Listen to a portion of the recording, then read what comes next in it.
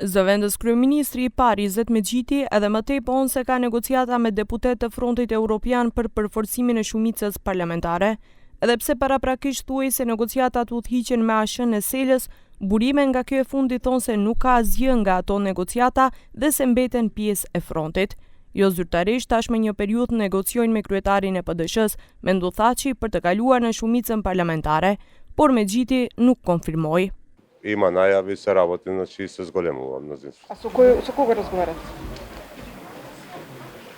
Па ќе бидете известени, мислам, во принцип со пратеници од Европскиот фронт. Дали имате разговори со Тачи за преминување? Не исклучувам никој.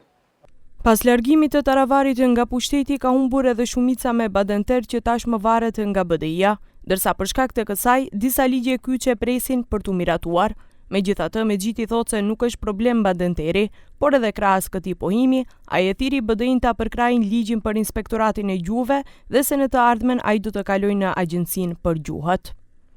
Sa i përket Badenterit, fola që shumica po rritet, nuk ka problem as gjatë funksionimit, as gjatë Badenterit, mendoj se përket do njoftoni ditëve vijim.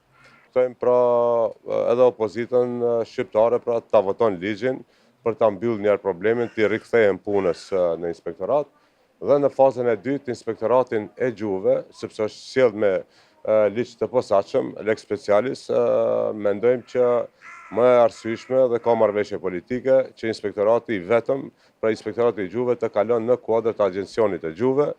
Për shkak të nevojës për Badenter, ligji për inspektoratin e gjuhëve nuk u votua për shkak se BDI nuk e përkrahu.